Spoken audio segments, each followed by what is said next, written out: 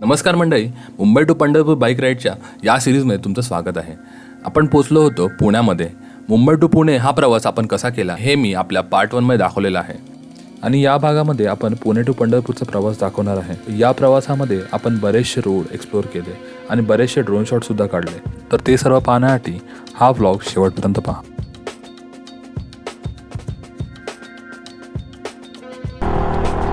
नमस्कार मित्रांनो, आता आपण पोचलो आहे पुण्याला. बराच टाईम आपण राईड करतो आहे सकाळपासून आणि आपण इंडिपेंडन्स डे राईड पण केली होती आणि आपल्याला हा कात्रज बोगदा लागलेला आहे, नवीन कात्रज बोगदा. आणि छान आहे, लाईट कमी आहे थोडी आणि आपली फॉगलाईट पण एवढी काही दिसत नाही इथे. आणि आता परत सकाळ झाली आहे, म्हणजेच बोगदा संपला आहे.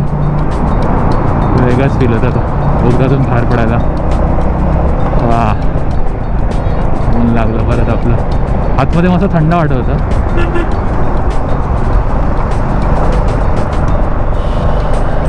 आता आपल्याला जर तुम्ही मॅपमध्ये जर बघाल तर पुण्यावाला आपण आहे आता, आणि इथून दौंड मार्गे इंदापूर मार्गे हायवे आहे, एक्सप्रेस हायवे आहे. तर हा तुम्ही पकडू शकता. पण ह्याचा आम्हाला इथे 4 hours 42 minutes दाखवते.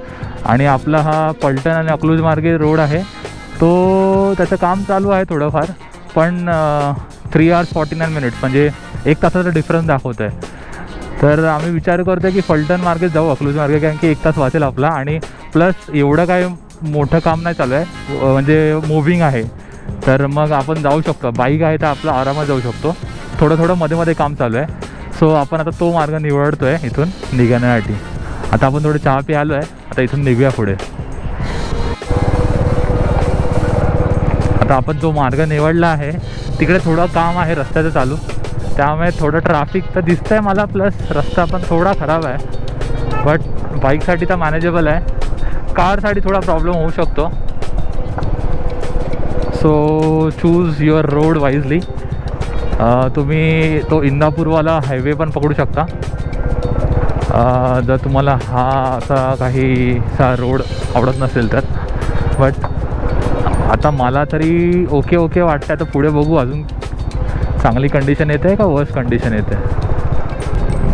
तो रस्ता गेल्यानंतर आता मस्त रोड आहे पुढे, म्हणजे आय थिंक 5-1 मिनटाचा पॅच आहे तसा. तो सोडल्यानंतर मस्त रोड आहे पुढे. सो तुम्ही जाऊ शकता तिकडे. हा रोड तुम्ही चूज करू शकता असं मला वाटतं आहे, बिकॉज जर तुम्हाला ते 5 मिनटं वेरेबल असतील तुमचे बरेचसे किलोमीटर वाचतात आणि टाईम पण वाचतो. पुढे गेल्यावरती आपल्याला खंडाळा लोणी रोड लागला. हा रोड छोटा असला तरी खूपच भारी होता आणि सिनिक होता आणि एकदम क्लीन रोड होता. प्रॉब्लेम इथे हा झाला की माझ्या गोप्रोची बॅटरी संपली. मग प्रतीक्षाच्या मोबाईलवरून आपण हा व्हिडिओ काढला. आता तुम्हाला पण हा रोड बघायचा असेल ना तर पुढे बघा, मी ड्रोन शॉट काढले, एन्जॉय करा.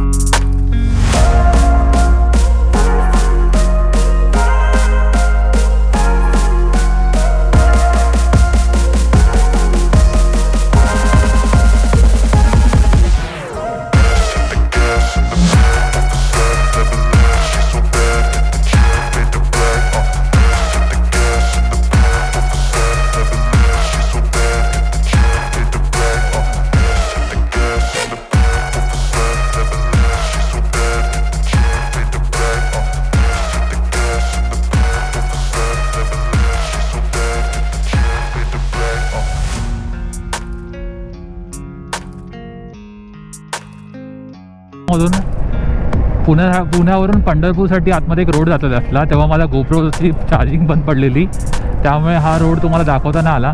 त्यामुळे मी गोप्रोची बॅटरी चेंज करण्यासाठी थांबलो एका ठिकाणी, बिकॉज हा रोड खूपच भारी होता. आणि मग लगे हात आपण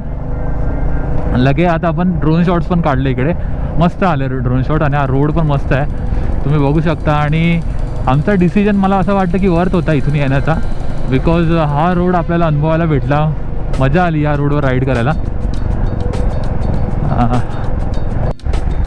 हा नजारा काही वेंडी संपत नाही आहे. आणि यार भारी आहे यार, इथे खतरनाक. Just love it. Selfie point आहे इथे, सेल्फी पॉइंट. अच्छा रेस्टॉरंटचं नाव सेल्फी पॉईंट आहे काय जाऊया.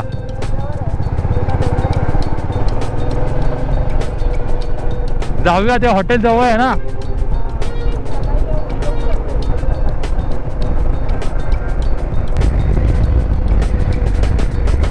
हा आपण जरा पुढे गेलेलो आणि पुढे हॉटेल्स भेटत नव्हते, मग आपण इथे परत आलो पाठीमागे. हॉटेल साई इंटरनॅशनल म्हणून आहे.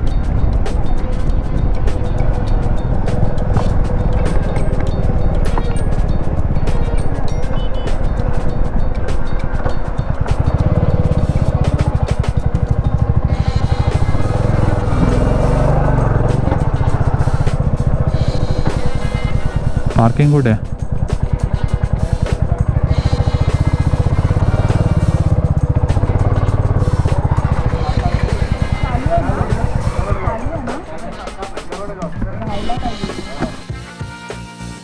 गुड मॉर्निंग मित्रांनो.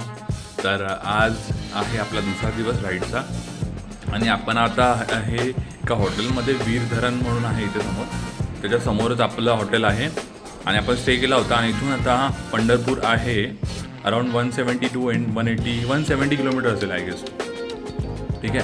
आणि हा होता आमचा स्टे कालचा. हॉटेल मस्त आहे हे. हॉटेल साई इंटरनॅशनल म्हणून आहे आणि तुम्ही हा व्ह्यू बघू शकता बाहेरून. हे वीर धरण आहे.